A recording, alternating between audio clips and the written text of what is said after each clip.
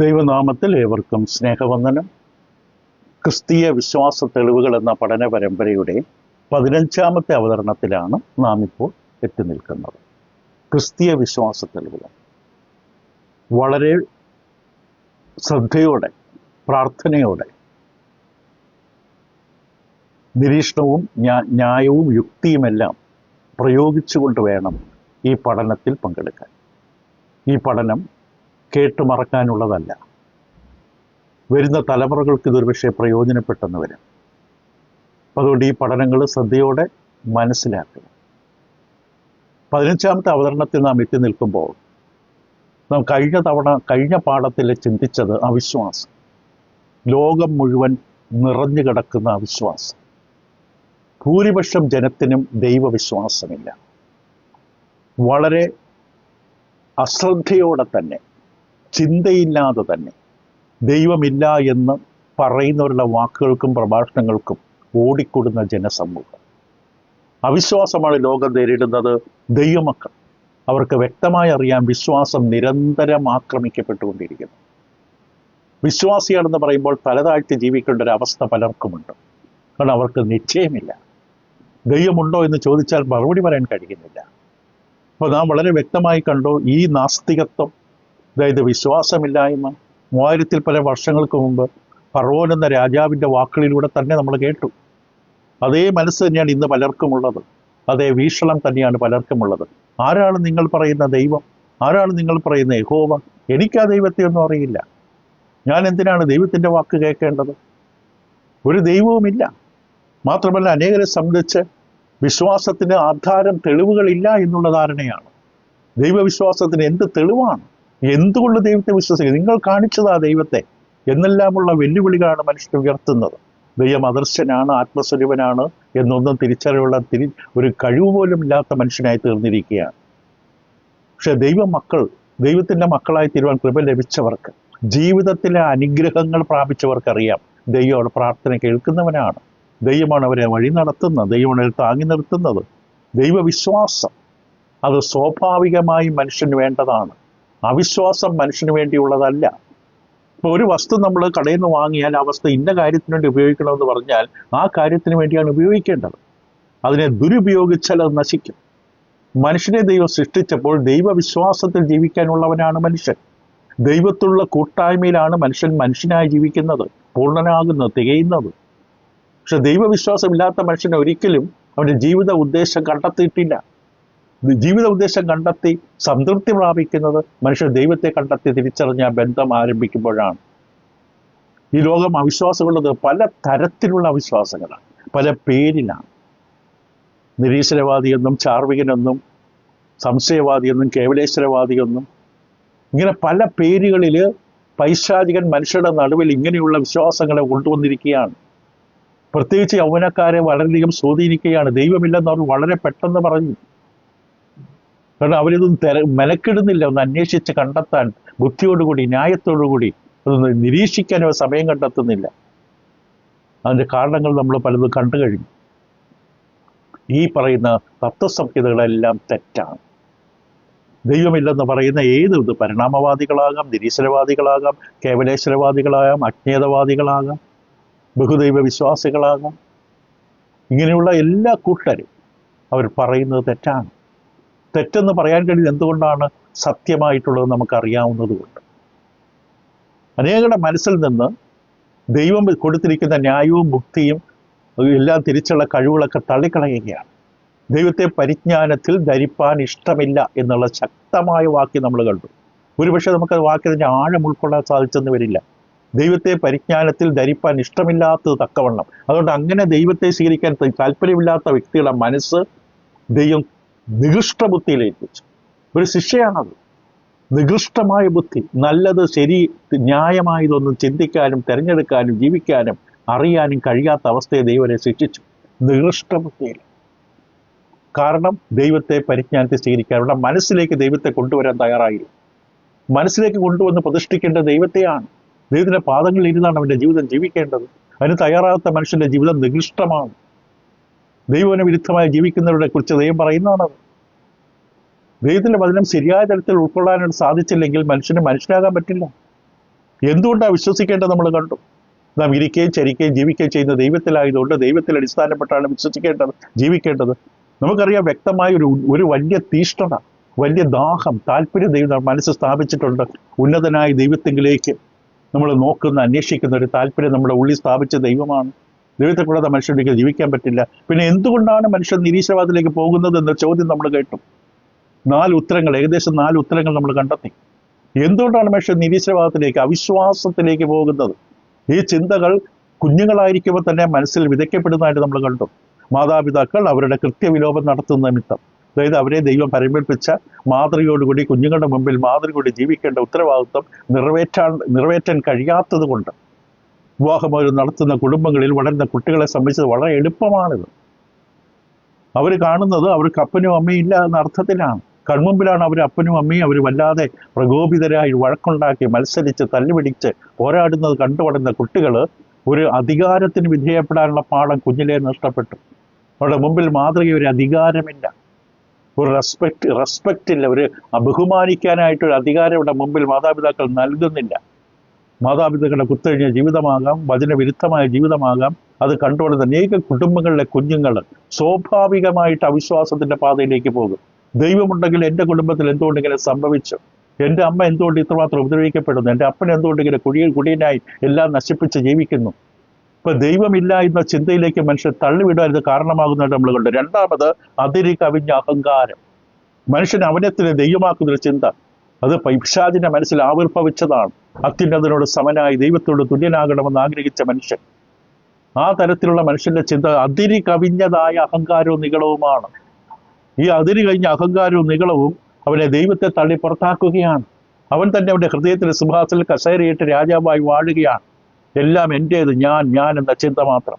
അവന്റെ ഉള്ളിൽ ദൈവത്തിന് യാതൊരു സ്ഥാനവുമില്ല. മൂന്നാമത്തെ നമ്മൾ കണ്ടു, അവന്റെ ധാർമ്മികമായിട്ടുള്ള ഉത്തരവാദിത്വം ഇല്ലാതിരിക്കുന്നതാണ് അവന് കുത്തഴിഞ്ഞ ജീവിതം ജീവിക്കാൻ ഇഷ്ടം.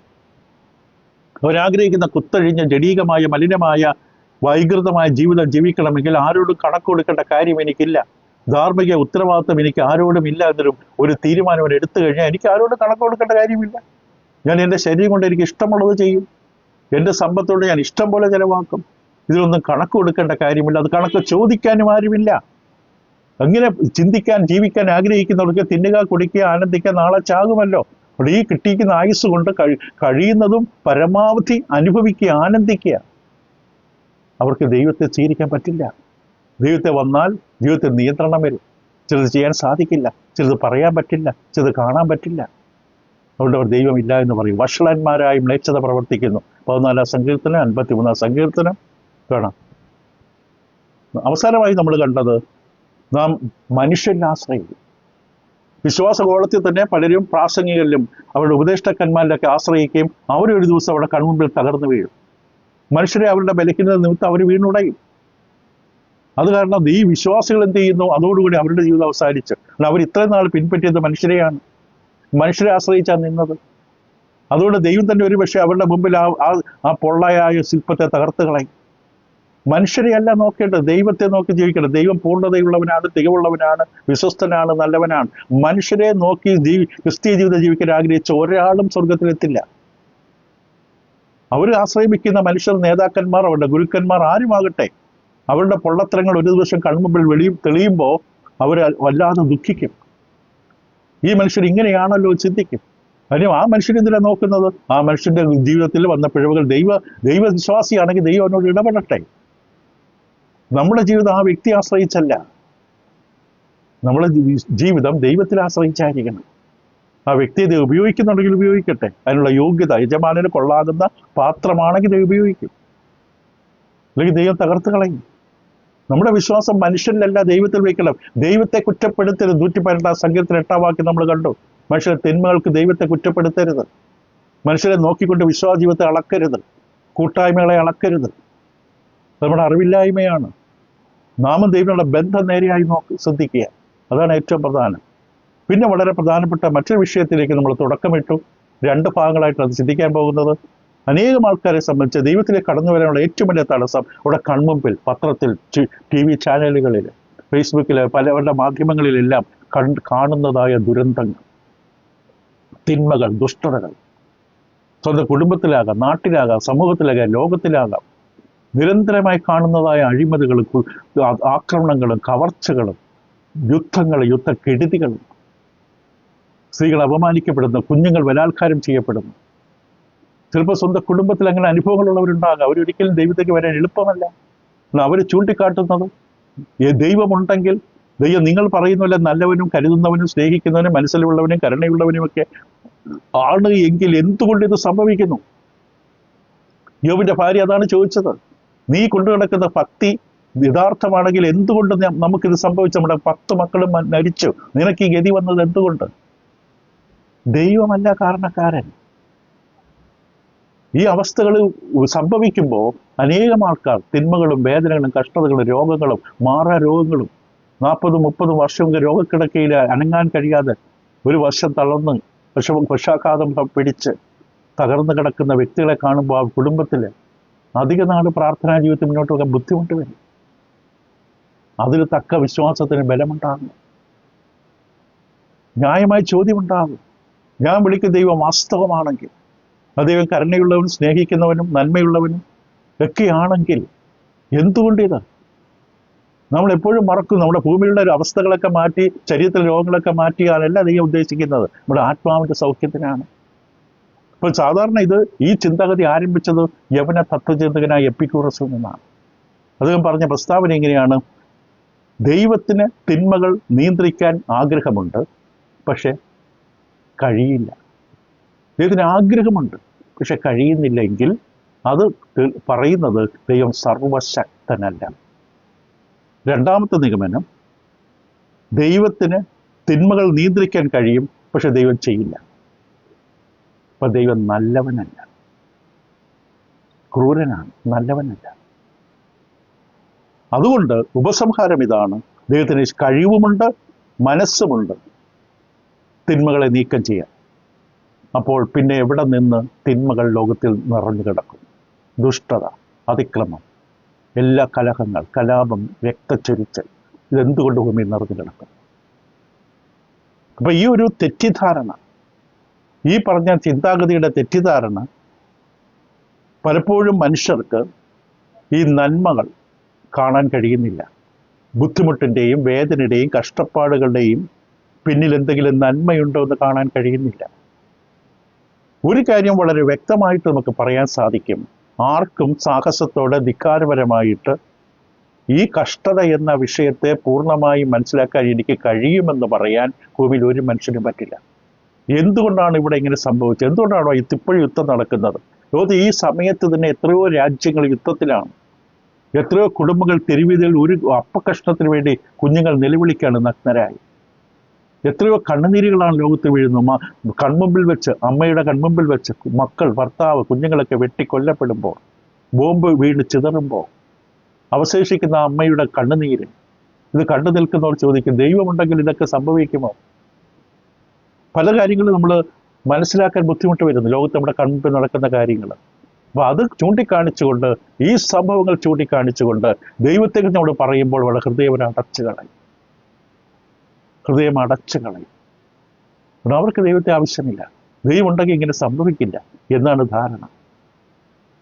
ഇപ്പൊ ദൈവം തൻ്റെ വചനത്തിൽ വെളിപ്പെടുത്തിയതല്ലാതെ നമുക്ക് കൂടുതലൊന്നും അറിയാൻ കഴിയില്ല. അതുകൊണ്ട് കഷ്ടതകളും വേദനകളും സങ്കടങ്ങളും ഈ തരത്തിലുള്ള തകർച്ചകളൊക്കെ ഭൂമിയിൽ നടക്കുന്നത് എന്തുകൊണ്ടാണ് എന്ന് എനിക്ക് നന്നായി കൃത്യമായിട്ട് അറിയാൻ കഴിയുമെന്ന് ഒരു മനുഷ്യനും പറയാൻ പറ്റില്ല. അങ്ങനെ പറയുകയാണെങ്കിൽ ഇത് കള്ളമാണ്. ഇവിടെ ദൈവം വെളിപ്പെടുത്തിയതല്ലാതെ നമുക്കൊന്നും അറിയില്ല. റോമലേഖനം 11-ാം അധ്യായത്തിന്റെ 33-ാം വാക്യത്തിൽ അപ്പോസ്തലനായ പൗലോസിലൂടെ ദൈവത്തിന്റെ പരിശുദ്ധാത്മാവ് വളരെ വ്യക്തമായിട്ട് തന്നെ പറഞ്ഞൊരു സത്യമുണ്ട്: ദൈവത്തിന്റെ ധനം, ജ്ഞാനം, അറിവ് എന്നിവയുടെ ആഴമേ, അവന്റെ ന്യായവിധികൾ എത്ര അപ്രമേയവും അവന്റെ വഴികൾ എത്ര അഗോചരം. അവന്റെ ന്യായവിധികൾ അപ്രമേയം, പ്രമേയത്തിലൂടെ അവതരിപ്പിക്കാൻ, കണ്ടെത്താൻ, കുഴിച്ചെടുത്ത് കണ്ടെത്താൻ കഴിയുന്ന അപ്പുറമാണ് ദൈവത്തിന്റെ ന്യായവിധികൾ, ദൈവം ഇടപെടുന്ന രീതികൾ, ദൈവത്തിന്റെ വഴികൾ. അപ്പോൾ ദൈവം തൻ്റെ വചനത്തിൽ നമുക്ക് നൽകി തരുന്ന ഉത്തരങ്ങൾ അത് നമുക്ക് പലപ്പോഴും ഒരുപക്ഷെ വ്യക്തമായി നമുക്ക് മനസ്സിലാക്കാൻ സാധിച്ചെന്ന് വരില്ല. വിശ്വാസത്താൽ മാത്രമേ നമുക്ക് മനസ്സിലാക്കാൻ കഴിയൂ ദൈവം സ്നേഹമുള്ളവനാണ്, സ്നേഹിക്കുന്നവനാണ്. ദൈവം നന്മ മാത്രമേ ചെയ്യുകയുള്ളൂ. സ്നേഹവാനായ ദൈവം നമ്മൾ മനുഷ്യന് ചെയ്യുന്നതൊക്കെ നന്മയാണ്. പക്ഷെ ഈ വേദനയുടെ നടുവിൽ എന്ത് നന്മയാണെന്ന് നമുക്ക് പെട്ടെന്ന് മനസ്സിലാക്കാൻ പറ്റില്ല. അല്ലെങ്കിൽ കാലങ്ങളോളം കാത്തിരിക്കേണ്ടി വന്നെന്ന് വരാം. പണ്ട് അബ്രഹാം ദൈവത്തിന് മുമ്പിൽ സൊദോം ഗൊമോറ നശിപ്പിക്കാനായിട്ടുള്ള ദൈവത്തിൻ്റെ പദ്ധതി അറിയുമ്പോൾ ദൈവത്തോട് അബ്രഹാം സംസാരിക്കുമ്പോൾ ഇങ്ങനെയാണ് ഉൽപ്പത്തി 18:25 അബ്രഹാം പറഞ്ഞ ദൈവത്തോട്, ഇങ്ങനെ നീ ഒരു നാളും ചെയ്യുന്നതല്ലല്ലോ.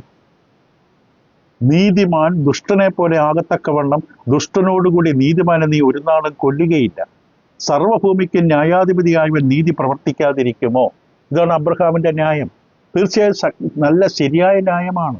ദൈവം ദുഷ്ടനെ നശിപ്പിക്കും, ശരി, മനസ്സിലാക്കാം. പക്ഷെ അതോടുകൂടി നീതിമാൻ കൂട്ടത്തെ എങ്ങനെയാണ് നശിക്കുന്നത്? നീതിമാനെ ദുഷ്ടനോട് കൊല്ലുമോ? അത് ന്യായമാണോ? ഇപ്പം നമുക്ക് മനസ്സിലാക്കാൻ കഴിയ ഒരു പരിമിതിയുണ്ട്. ചിലപ്പോൾ നീതിമാന്റെ സമയം എത്തിക്കഴിഞ്ഞു. കർത്താവ് യേശു ജനിക്കുന്ന സമയത്ത് 2 വയസ്സായുള്ള കുഞ്ഞുങ്ങളെ എല്ലാം കൊല്ലാൻ ഹെരോദാവ് കൽപ്പനയിട്ടു. പക്ഷെ കുഞ്ഞിനെ കൊല്ലാൻ പറ്റിയില്ല. പക്ഷെ കുഞ്ഞുങ്ങൾ കൊല്ലപ്പെട്ടു. അതൊരു ദുഷ്ടതയാണ്, ക്രൂരതയാണ്. നമുക്ക് പെട്ടെന്ന് തോന്നും, നമ്മുടെ മനസ്സങ്ങനെയാണ്. പക്ഷെ ദൈവത്തിൻ്റെ പദ്ധതി മറ്റൊന്നാണ്.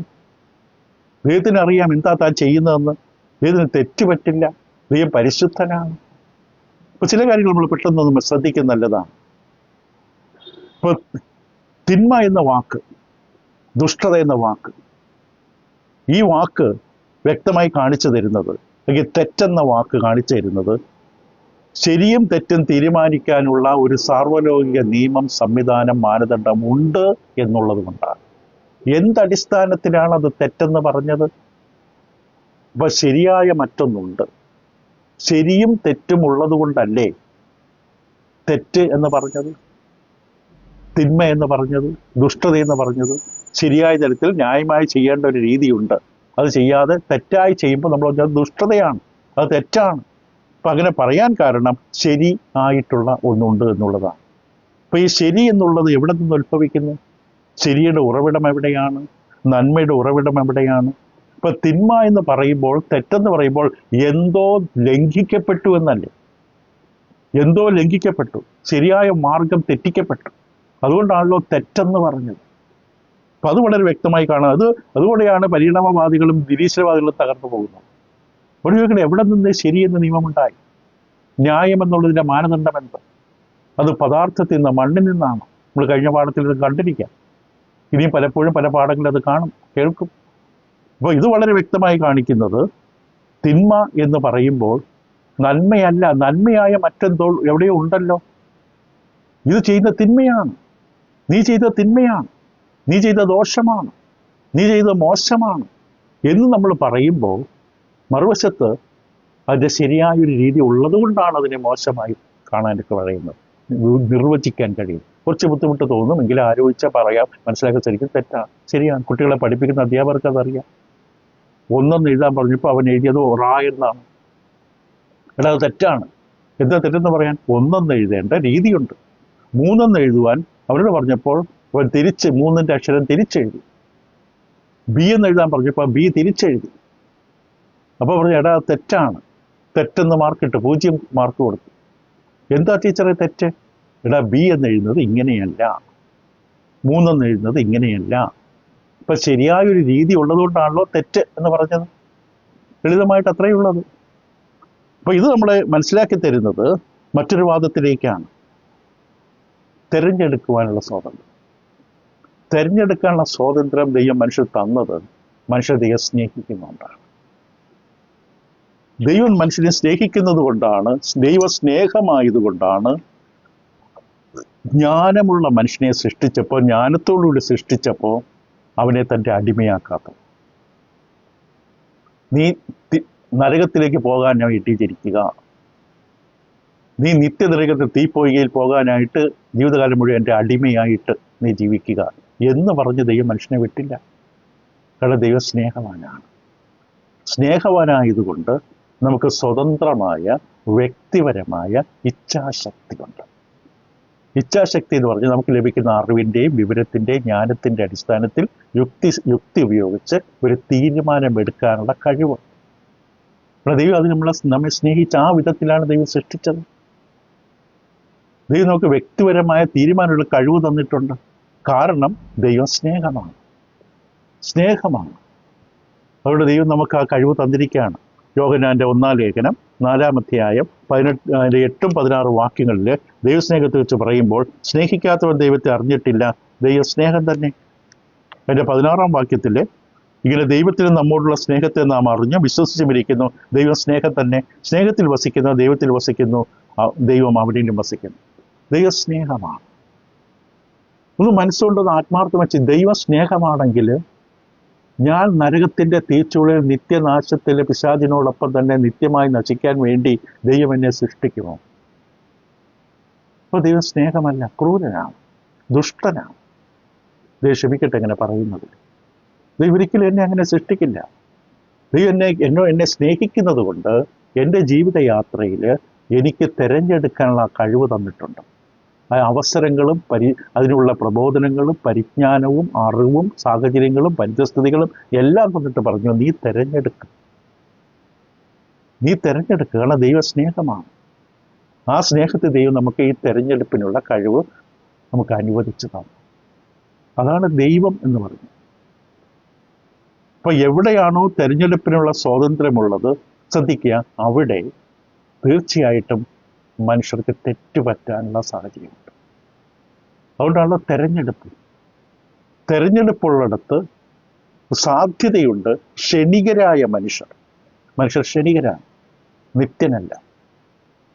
അനന്തമായി പരമമായി പരിശുദ്ധനായ തികവുള്ള നിത്യൻ്റെ അല്ല മനുഷ്യർ, ക്ഷണികരാണ്, മരിക്കുന്ന മനുഷ്യരാണ്, വെറും ജഡമായി തീർന്ന മനുഷ്യർ. ഏദൻ തോട്ടത്തിലെ മനുഷ്യൻ്റെ പതനത്തിന് ശേഷം ഏത് തോട്ടത്തിൽ വെച്ച് തന്നെ തിരഞ്ഞെടുപ്പുണ്ട്. ആ തിരഞ്ഞെടുപ്പ് തെറ്റിപ്പോയത് കൊണ്ടാണ് ഇതൊക്കെ സംഭവിച്ചത്. അങ്ങനെ മനുഷ്യൻ ക്ഷണികനായതുകൊണ്ട് തീർച്ചയായിട്ടും അവന് തെറ്റായ തീരുമാനങ്ങൾ എടുക്കാൻ കൂടുതൽ വഴിയുണ്ട്. സ്വന്തം സഹോദരനെ തല്ലിക്കൊല്ലുന്ന തരത്തിലുള്ള തീരുമാനം ആദ്യ കുടുംബത്തിൽ തന്നെ ഉണ്ടായി. നേരത്തെ കണ്ടുപഠിക്കാൻ മുൻ മാതൃകയില്ല. സ്വന്തം സഹോദരനെ തോട്ടത്തിൽ കൊണ്ടുപോയി, കള്ളം പറഞ്ഞ് തോട്ടത്തിൽ കൊണ്ടുപോയി അവിടെ വെച്ച് കല്ലുകൊണ്ടോ തടി കൊണ്ടോ തലയ്ക്കടിച്ച് കൊന്നിട്ട് ദൈവത്തിന് മുമ്പിൽ ഒന്നുമില്ലാത്ത പോലെ, ഒന്നും നടന്നിട്ടില്ലാത്ത പോലെ തലയുയർത്തി നടന്ന മനുഷ്യനാണ് കയ്യിൽ. അവൻ്റെ ഉള്ളിൽ ദുഷ്ടനാണ് പ്രവർത്തിച്ചത്. പക്ഷെ അവൻ സ്വന്തം സഹോദരനെ കൊന്നു. സഹോദരൻ്റെ യാഗം ദൈവം സ്വീകരിച്ചു, തൻ്റെ സ്വീകരിച്ചില്ല. തൻ്റെ വാശിയും വൈരാഗ്യവും വെറുപ്പും അവൻ തിരഞ്ഞെടുത്ത് ഇവനെ കൊന്നുകളയണം. ഇവൻ ജീവിക്കുന്നത് എനിക്ക് നല്ലതല്ല. അവൻ തിരഞ്ഞെടുത്തു, അവൻ്റെ ഭവിഷ്യത്ത് അവൻ അനുഭവിച്ചു. ഇപ്പം തെറ്റായ തിരഞ്ഞെടുപ്പുകൾ തീർച്ചയായിട്ടും എന്താണ് ആവശ്യമായി വരുന്നത്? തിരഞ്ഞെടുപ്പ് തെറ്റാണെങ്കിൽ അതിൻ്റെ ഭവിഷ്യത്ത് അത് വേദനയാകാം, സങ്കടമാകാം, രോഗമാകാം, നഷ്ടമാകാം, മരണമാകാം. തെറ്റായ തിരഞ്ഞെടുപ്പ് ന്യായമായി ഉത്ഭവിപ്പിക്കുന്നത് കഷ്ടതയും വേദനവും സങ്കടവുമാണ്. അതെപ്പോഴും മനസ്സിലാക്കുക. എല്ലാ നന്മ തിരഞ്ഞെടുത്താലും തിന്മ തിരഞ്ഞെടുത്താലും ഒരേ ഫലമാണെങ്കിൽ, ശ്രദ്ധിക്കാതെ, നന്മ തിരഞ്ഞെടുത്താലും തിന്മ തിരഞ്ഞെടുത്താലും ഒരേ ഫലമാണെങ്കിൽ എങ്ങനെയാണ് നന്മ തിരഞ്ഞെടുക്കാൻ മനുഷ്യൻ പഠിക്കുന്നത്? നന്മ ചെയ്താലും തിന്മ ചെയ്താലും ഒരേ ഫലമാണ്, ഒരേ സമ്മാനമാണ്. അപ്പോൾ പറയും ഏതായാലും സമ്മാനം കിട്ടും, അപ്പം തിന്മ ചെയ്യാം, ശരീരത്തിന് സുഖവും കിട്ടും. അങ്ങനെയല്ലേ മനുഷ്യൻ ചെയ്യുകയുള്ളൂ. അപ്പം നന്മയും തിന്മയും ചെയ്യുമ്പോൾ ഫലം ഒന്നല്ല. പച്ച മുന്തിരിങ്ങ തിന്നാൽ പല്ല് പുളിക്കും, പക്ഷെ പഴുത്ത മുന്തിരിങ്ങ തിന്നാൽ പല്ലിൽ മധുരമുണ്ടാകും. ഇപ്പൊ രണ്ടിനും രണ്ട് ഫലമാണ്. നന്മയുടെ ഫലമല്ല തിന്മയുടെ ഫലം, രണ്ടിനും ഒരേ ഫലമാണെങ്കിൽ മനുഷ്യരെങ്ങനെ നന്മ പഠിക്കും? അല്പം തത്വചിന്തയാണെന്ന് തോന്നുന്നു, പക്ഷെ ഇത് വളരെ വ്യക്തമായ സത്യങ്ങളാണ്. അപ്പം അതുകൊണ്ട് എവിടെയാണോ തിരഞ്ഞെടുക്കാനുള്ള സ്വാതന്ത്ര്യമുള്ളത് അവിടെ തീർച്ചയായിട്ടും അതിൻ്റെ ഭവിഷ്യത്തുകളുണ്ട്. കാരണം മനുഷ്യരായി നാം ബലഹീനത പലതിലും തെറ്റിപ്പോകുന്നു. യാക്കോബ് പറയുന്ന പോലെ നാം പലതിലും തെറ്റിപ്പോകും. ആദ്യ മനുഷ്യൻ തന്നെ തെറ്റി. അത് ആത്മീക അനുഗ്രഹത്തിൽ നിർന്നപ്പോൾ ദേഹത്തിൽ തേജസ് നിറഞ്ഞു കിടന്ന അവസ്ഥയിൽ, ഏദൻ തോട്ടം നിന്ന പർദീസയിൽ, മനോഹരമായ ഉദ്യാനത്തിൽ ദൈവത്തിൻ്റെ സാന്നിധ്യം അനുഭവിച്ചിരുന്ന അവസ്ഥയിൽ അവന് സ്വാതന്ത്ര്യം കൊടുത്തുകൊണ്ടതല്ലേ അവൻ തെറ്റിയത്? നേരത്തെ അവൻ പാവയാണെങ്കിൽ, അടിമയായി ദൈവം സൃഷ്ടിച്ചൊരു പാവയാണെങ്കിൽ അവനൊന്നും കൈനീട്ടി അവന് പറിക്കാൻ പറ്റില്ല, അവനെ കൊണ്ട് പറ്റില്ല. അവനെ സൃഷ്ടിച്ചത് അവൻ നന്മ മാത്രം ചെയ്ത് ജീവിക്കാനാണ്, സ്വാതന്ത്ര്യമില്ല. അപ്പോൾ ദൈവം നല്ലവനല്ല. അപ്പോൾ ശരിക്കും സാത്താൻ പറഞ്ഞതിൻ്റെ പിന്നിൽ ചില സത്യങ്ങൾ കിട്ടും. ദൈവം നിങ്ങളെ സ്നേഹിക്കുന്നു, പക്ഷെ നിങ്ങൾ ആ സ്നേഹത്തെ തിരിച്ചറിയണം. ഇവർ തിരിച്ചറിഞ്ഞില്ല, അവർക്ക് വിട്ടുനിന്നില്ല. അപ്പോൾ ഇവിടെ നമ്മൾ കണ്ട കൂടുതലേക്ക് ചിന്തിക്കാൻ ബുദ്ധിമുട്ട് വരും. അപ്പോൾ എവിടെയാണോ തിരഞ്ഞെടുപ്പാനുള്ള സ്വാതന്ത്ര്യമുള്ളത് അവിടെ തീർച്ചയായും ഒഴിവാക്കാൻ കഴിയാത്ത തരത്തിൽ ക്ഷണികരായ മനുഷ്യരെ, ഭൂരിപക്ഷം മനുഷ്യരെ എല്ലാവരും ഒരുപോലെ വഴിതെറ്റി. എല്ലാവരും ഒരുപോലെ വഴിതെറ്റി കൊള്ളരുതാത്തവരായി തീർന്നു. അപ്പോൾ വഴിതെറ്റിയാൽ ഏതെങ്കിലും കുഴിയിൽ ചെന്ന് വീഴും, ഏതെങ്കിലും കാട്ടിൽ ചെന്ന് വീഴും, അത്രയും ധനനഷ്ടമുണ്ടാകും, സമയനഷ്ടമുണ്ടാകും. ഇത്രയും ദൂരം വഴിതെറ്റിയാ പോയെ, എത്തേണ്ട ലക്ഷ്യത്തിലെത്തില്ല. അപ്പം അതിൻ്റെ ഭവിഷ്യത്ത് അനുഭവിക്കട്ടെ. ഇപ്പോൾ വഴിതെറ്റിയവരെല്ലാം അതിൻ്റെ ഭവിഷ്യത്ത് അനുഭവിക്കുക. ഇവിടെ നമ്മൾ കാണുന്നത് തിന്മ ചെയ്യുമ്പോൾ അനന്തരഫലം ദുഷ്ടത, കഷ്ടത, വേദന, മരണം, സങ്കടം, നഷ്ടം, കോട്ടം, അപമാനം, ഇത് നേരിട്ടേ പറ്റൂ. കാരണം തെരഞ്ഞെടുപ്പ് തെറ്റിപ്പോയി. ഇതിൻ്റെ വെളിച്ചത്തിൽ കഷ്ടതകൾ പല വിധത്തിലുണ്ട് ലോകത്തിൽ. സാധാരണ കൂടുതലായിട്ട് നമ്മൾ കഷ്ടത അനുഭവിക്കുന്നത് നമ്മുടെ വ്യക്തിപരമായ തെറ്റായ തീരുമാനങ്ങളുടെ ഫലമാണ്. ഞാനെടുത്ത തീരുമാനം തെറ്റിപ്പോയതുകൊണ്ട് അതിൻ്റെ ഭവിഷ്യം ഞാൻ അനുഭവിക്കും. ഇപ്പം ഞാൻ മോഷണം നടത്തുന്നു, കുറേ നാളാരും പിടിച്ചില്ല, ഒരു ദിവസം എല്ലാം കൈയോടെ പിടിച്ചു. ഇതുവരെ ഞാൻ ചെയ്യുന്ന ഓഫീസിൽ ഞാൻ കൃത്രിമം നടത്തി അനേക പൈസ ഉണ്ടാക്കി. അവസാനം എല്ലാം പിടികൂടിയപ്പോൾ എന്ത് സംഭവിക്കാം? പോട്ട് സാരമില്ല എന്ന് പറയില്ല. അവിടെ ഒരു വ്യവസ്ഥയുണ്ട്.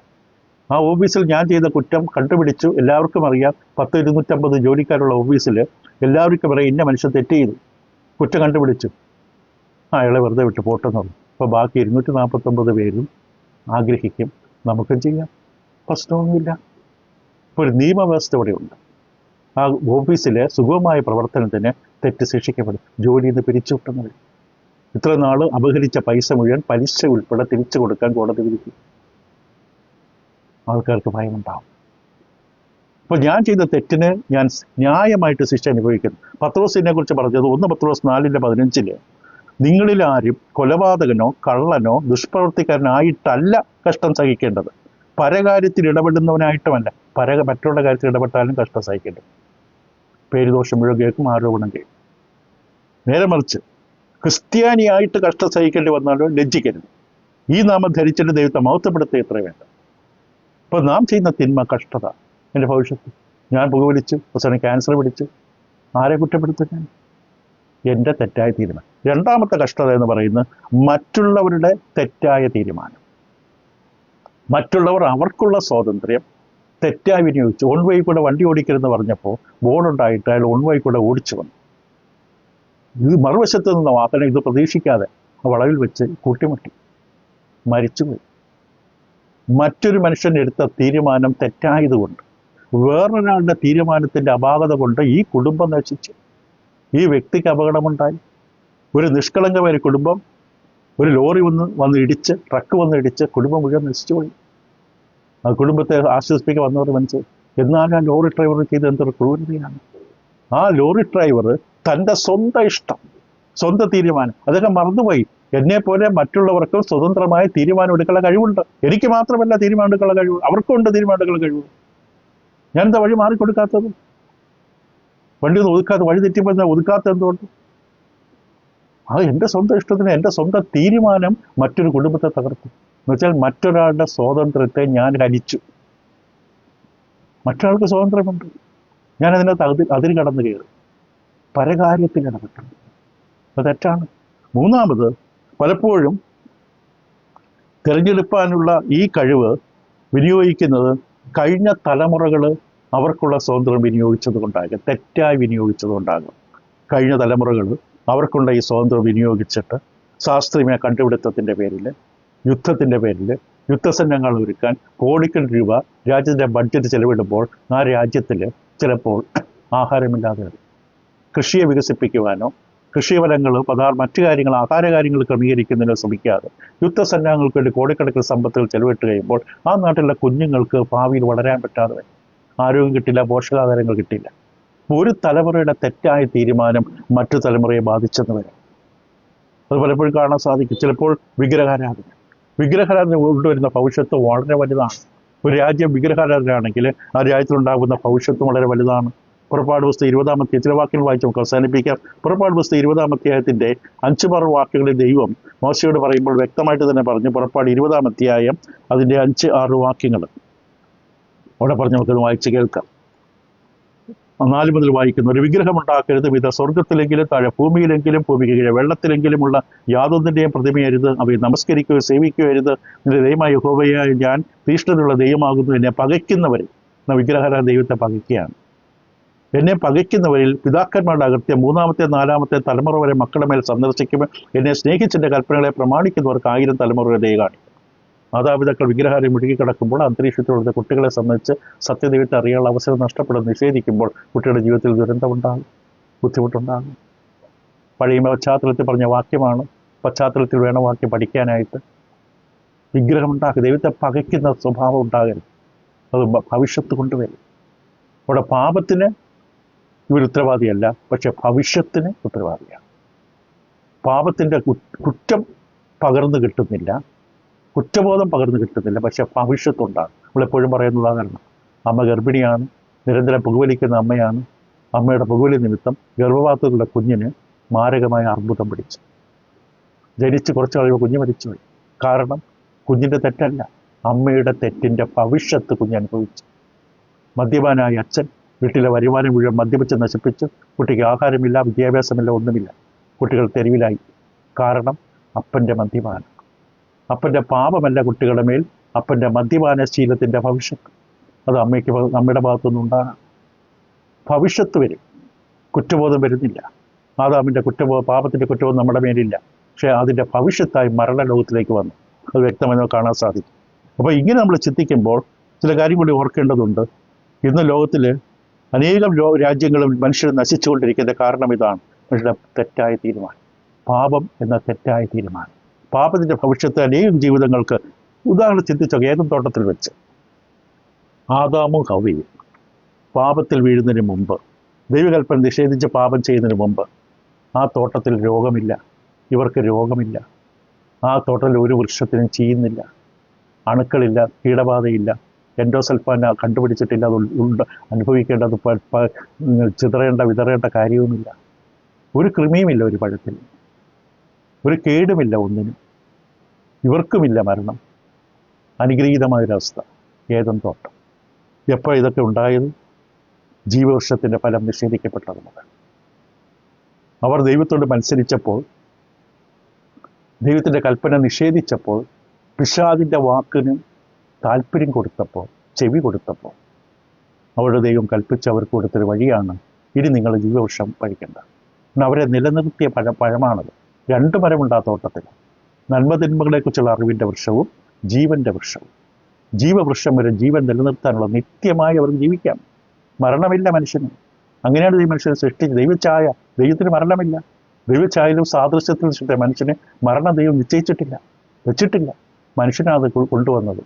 മനുഷ്യൻ തൻ്റെ പാപത്തിൻ്റെ അനന്തരഫലമായി, പാപത്തിൻ്റെ ശമ്പളമായിട്ട് അവന് കിട്ടിയ കൂലിയാണ് മരണം.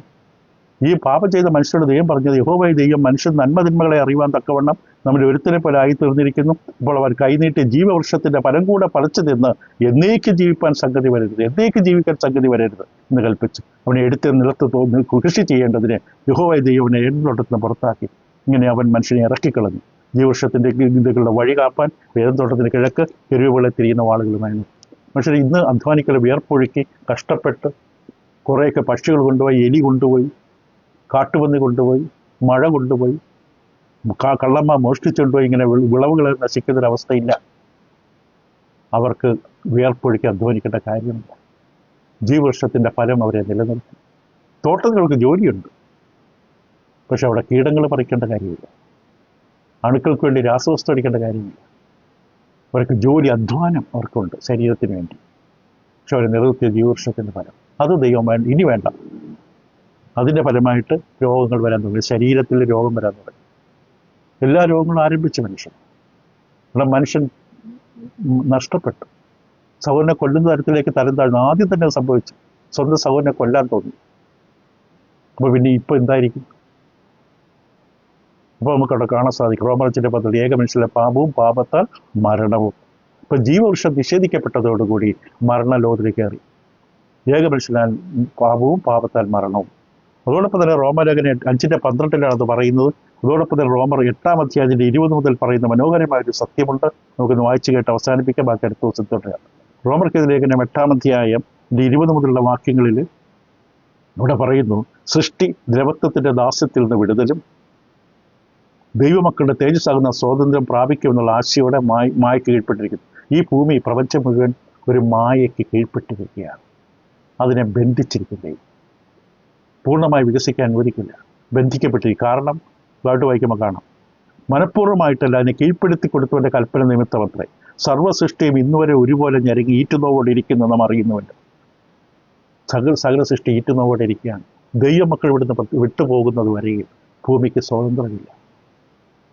ഭൂമിയെ പോലും ശപിക്കപ്പെടുന്ന അവസ്ഥയിലേക്ക് മനുഷ്യൻ നിമിത്തം ഭൂമി പോലും ശപിക്കപ്പെട്ടു. പ്രപഞ്ചം, സൃഷ്ടികൾ പോലും ശപിക്കപ്പെടുന്ന അവർ ബന്ധിക്കപ്പെട്ടു. മനുഷ്യൻ ഇവിടുന്ന് പോകുന്നത് വരെ അവർക്ക് വിടുതലില്ല.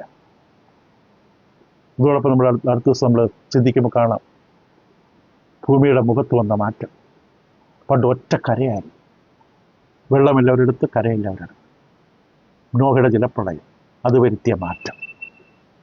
വരുത്തിയ മാറ്റത്തിൻ്റെ അനന്തരഫലമായി ഇന്ന് കൊടുങ്കാറ്റ്, ചുഴലിക്കാറ്റ്, അഗ്നിപർവ്വതം, സുനാമി, പ്രളയം തുടങ്ങിയ എല്ലാം ഭൂമി സംഭവിക്കാൻ തുടങ്ങി. ഭൂമിയുടെ മുഖത്ത് വന്ന മാറ്റം ഒരു കരയിൽ നിന്ന് പല കഷ്ടങ്ങളായി ചിതറി. ആഴികൾ തുറന്നപ്പോൾ ഭൂമിയുടെ മുഖം വിണ്ടു കീറി കഷ്ടങ്ങളായി. അതിൻ്റെ അനന്തരഫലം ഭൂമി അനുഭവിക്കുകയാണ്. അതിനെക്കുറിച്ച് നമുക്ക് അടുത്ത ദിവസം നിങ്ങളെ സഹായിക്കട്ടെ. അപ്പോൾ നമ്മൾ ചിന്തിക്കുന്നത് എന്തുകൊണ്ടാണ്? കഷ്ടതകൾ, തിന്മകൾ, ദുഃഖങ്ങൾ, വേദനകൾ, കെടുതികൾ, അഴിമതികൾ ഇതെല്ലാം സംഭവിക്കുന്നത് വെച്ചിട്ട് അതിൻ്റെ അർത്ഥം ദൈവമില്ലെന്നല്ല. ഈ വിഷയം ശരിയായി മനസ്സിലാക്കണം. ദൈവത്തിലെ കൂടുതൽ അടുത്ത് വരുവാൻ ഈ വിഷയങ്ങൾ സഹായിക്കും. ഞാൻ കഷ്ടതയിലായിരുന്നത് നന്നായി എന്ന് പറയുന്ന പോലെ. ഇപ്പോൾ കഷ്ടതയെ കാണേണ്ട ഒരു വിധമുണ്ട്. അതിനാണ് നമ്മൾ ഈ കാര്യങ്ങൾ ക്രമീകരിക്കുന്നത്. ദൈവങ്ങളെ സഹായിക്കട്ടെ. തുടരാം അടുത്ത പഠനം.